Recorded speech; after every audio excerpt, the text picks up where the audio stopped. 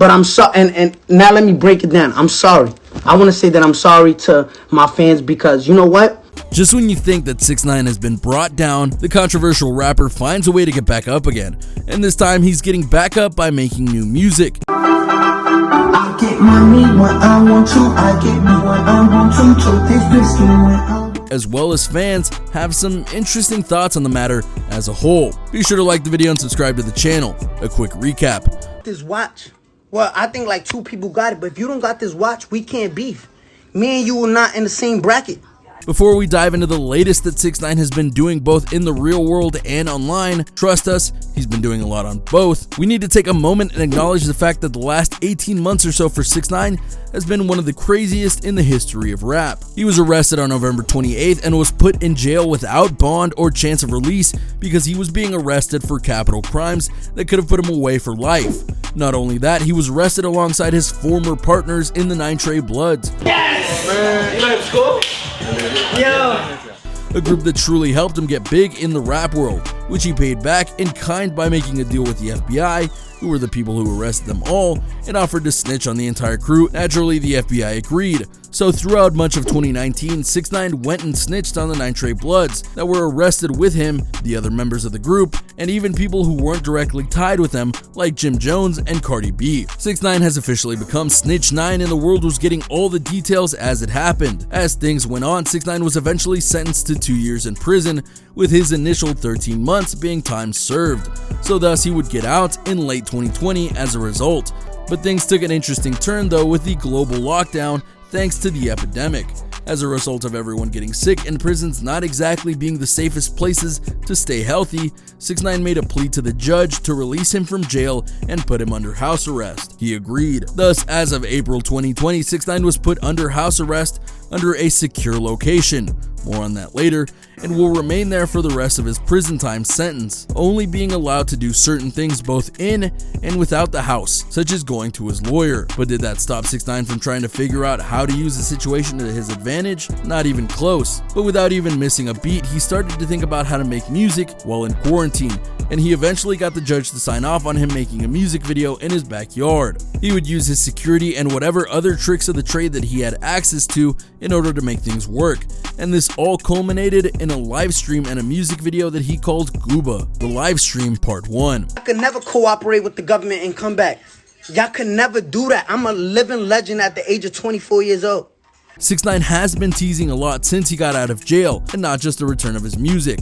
On May 8th, he did a major announcement that he was not only going to be releasing a new song via Gooba, but that he was going to do a 15-minute Instagram live stream to ensure that everyone knew what his thoughts were on just about everything that mattered, in regards to him, of course. 6ix9ine attempted to clear his name during the live stream and explained what happened before being arrested that led to him snitching on his manager Shotty and flipping on fellow members of the 9 Trey Gangsta Bloods. If there is a street code, right? If there is a street code and there's something so-called as loyalty and everything and no snitching and all of that, I get it, right? Bloods. But where was the loyalty when you were sleeping with my baby mother, he says while hitting at rumors involving Shotty and his baby mother, Sarah Molina. Where was the loyalty when you were caught on the wiretap trying to kill me? Yeah, he gonna give us something. He being real disrespectful, homie, like, facts. Where was the loyalty when you stole millions of dollars? So who broke it first? He continued to detail how he wasn't about that gang, but simply saw hip-hop as a way to get out of poverty and feed his family. Listen, I'm a rainbow Mexican hair kid. I rap. I'm not about that gang shit, but listen, I know how to get us out. When I met Son, he was sleeping on the rug. Listen, I'm a Mexican rainbow-haired kid. I rap. I'm not about that gang, but I know how to get us out, 6ix9ine says. If you can't hold me down out here in the free world, what makes you think if I would have held it down, you wouldn't violate me in prison? There's a lot to break down here, not the least of which is 6ix9ine trying to break through the stigma that now is a part of him via the Snitch label. He's trying to show that the loyalty that he was supposed to have for them was not reciprocated in the slightest, and thus he didn't need to hold himself to the code of the streets, and one that isn't exactly inaccurate. They did indeed try and kidnap him after he was getting too big for his britches, if you will. They did try and take money from him, at least insofar as not pertaining to the original deal between the group and him, and they were caught on wiretap stating that they wanted to take him out if he wouldn't fall in line. I'm gonna feed him though.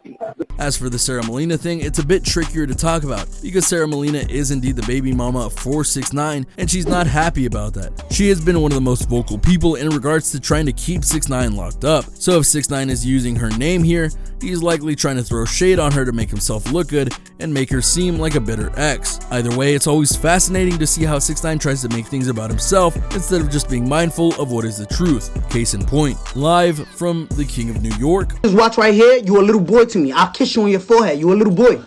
Sit down. King's home. It's over. One of the things that truly makes 6ix9ine is that he is a very arrogant man. He believes himself to be the best in the world, the best rapper ever, and someone who can't be toppled under any circumstances. Oh no, man, we ain't ducking chains out here, man. We out here, King of New York, man. One of the monikers that he gave himself while he was still free was that he was the King of New York, which drew a lot of ire for reasons we'll explain in a bit. While he was locked up, other NY artists attempted their claim at the throne, as we most recently heard the Bronx native Lil TJ make his claim to be the true King of New York. 6ix9ine still doesn't see anyone at his level, and he's using numbers like having 2 million people in a single IG live to prove it. We can't beef. Me and y'all not the same.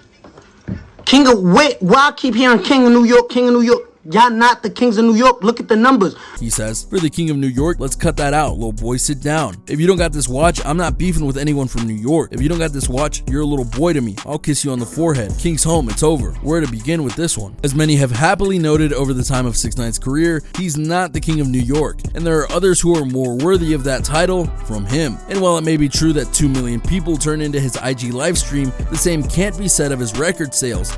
He's never had a #1 song, and the only time he came close was with Nicki Minaj as his co-star. The same can be said of his albums as well, as he's only had 1 platinum seller via Dummy Boy. So despite all his bravado, 6ix9ine hasn't done much to earn his King of New York title, and as the rap community has stated, snitches don't deserve the respect, which is another thing that 6ix9ine touched on in his live stream, live from the Snitch house. 6ix9ine is literally, he moved into the house behind me, he's taking pictures. Easily one of the biggest things to come out of his time in prison and in court was that 6ix9ine became a snitch. There's no way around it. That's what he became in order to get free. Tekashi isn't hiding the fact that he cooperated with the government to earn a favorable plea deal. Y'all really didn't have a reason to dislike me, but now y'all got a reason. So the go-to is he snitched. If there is a street code, right? If there is a street code and there's something so-called as loyalty and everything and no snitching and all of that, I get it. Right? The 24-year-old explains, my family don't deserve that, and I'm sorry. Listen, I snitched and I ratted,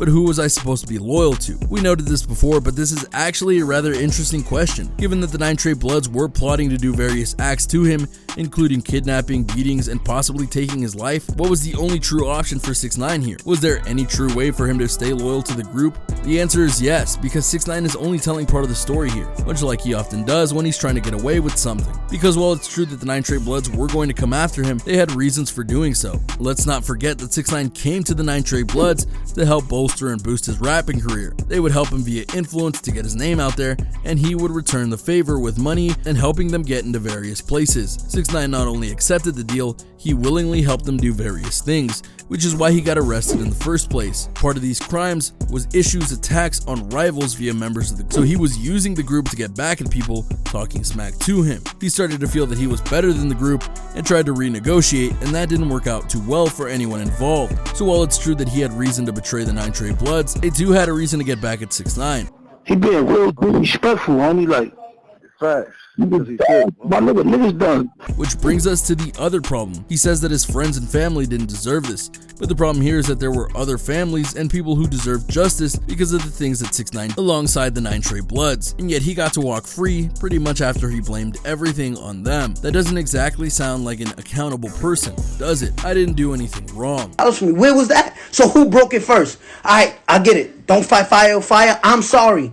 But what did I do wrong? Shall we continue with the live stream? Good, because we're not done yet, and he wasn't done talking. If you expected 6ix9ine to be humbled by his near 18 months behind bars, you were mistaken, though that honestly shouldn't be too much of a surprise. Following his typical series of boastful comments, Tekashi shows a bit of humility when apologizing to his fans. I'm sorry to my fans because you know what, it wasn't worth it. He then thanked his lawyer and the judge for allowing him to be back with his family, but ends up claiming he didn't do anything wrong in the eyes of the law. I'm gonna put it like this, right?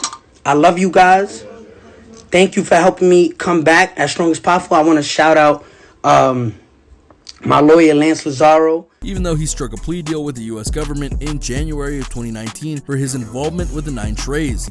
I want to shout out my lawyer Lance Lazaro. I want to say thank you to the judge for allowing me to come home to my family. I appreciate that. I didn't do anything wrong. We could do a whole list on the things that 6ix9ine has done wrong, and in fact we have in the past, so we'll keep it a bit light here for you in short. Both before, during, and after his time with the 9 Trey Bloods, he's done a lot wrong, and we mean a lot wrong. He's been to court many times and has skated away from jail time via plea deals and backdoor bargains with his accusers in order to make sure he didn't get put away. And let's not forget here that it wasn't the police who arrested 6ix9ine alongside the 9 Trey Bloods. It was the FBI. They wouldn't have made an arrest on 6ix9ine, let alone the rest of the 9 Trey Bloods, if they didn't feel he had done something serious and deserving of jail time. If you still desire more proof, think about the judge. In the case, he could have released 6ix9ine on the spot in December 2019 because of the help he gave the FBI in putting his fellow 9 Treys away. In fact, just about everyone associated with 6ix9ine in that case felt that he was going to get released, but instead he was put in jail for another year at the time because the judge felt he couldn't get away from all the pain he had caused. Why would a judge do that if he wasn't sure that 6ix9ine had done a crime? So what we have here is yet another case of 6ix9ine trying to paint himself in a positive light in order to ensure that he doesn't get painted in another way, which is a bit of his MO if we're being honest here. 6ix9ine versus Meek Mill. After welcoming a newborn earlier in May,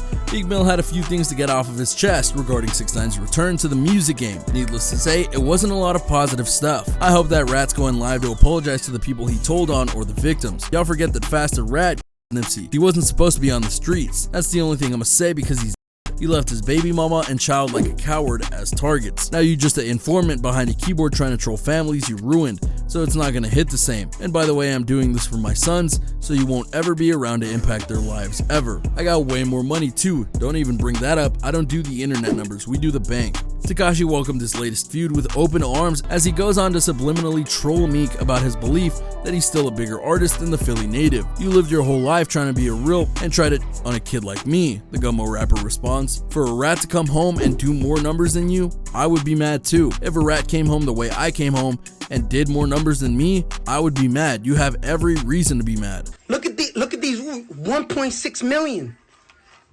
Shout out to Tory, shout out to Drake, shout out to Bad Bunny. Y'all niggas can never. Leave it to 6ix9ine to try and make it all about the internet numbers and not the bank numbers, which if you're curious, Meek Mill does have an edge over 6ix9ine. Meek Mill's net worth is currently about $14 million, while 6ix9ine's is just $4 million. Now rumors have swirled that 6ix9ine has a $10 million deal since he got out of jail, but that's unconfirmed.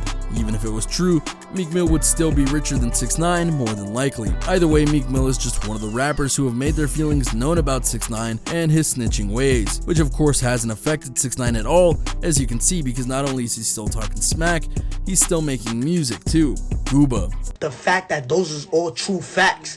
Y'all don't want to, y'all understand why I snitch. Y'all understand, y'all don't want to understand. As we've been noting all video, 6ix9ine has been using his house arrest to his fullest by going and getting approval to make music within his home and backyard and such. His first single since prison release, Gooba, has been making waves ever since it was released on YouTube. The video currently stands at over 100 million views on YouTube. According to estimates, 43 million views were registered on the first day, the highest in YouTube history for a hip-hop song. The previous record was held by Eminem for his Machine Gun Kelly diss song in 2018, which amassed 38.1 million views in its first 24 hours of being on the platform. So how can we explain this? Very simple. It was the first video he did since he was out of prison that has value, that has hype and momentum, and no doubt people tuned in to see what the video was going to be like since he made it from his house. Another factor is that this is something new in a time where everything is a bit old and stale, meaning that movies, TV shows, even comic books and video games are facing delays and major setbacks because of the virus epidemic. So having something new, even from a controversial person like 6ix9ine, is gold. And in a time like this, people want to be distracted, even if it's only for a few minutes. So yeah, it was a major hit on YouTube, but will it be big on the chart? That remains to be seen, as does what happens next with 6ix9ine as a whole. And there you have it, a look at the recent events of 6ix9ine and how his true return to rap has begun. What do you think of his 15-minute live stream on Instagram? What did you think of Gooba? Do you think 6ix9ine will be able to keep making things work for him overall?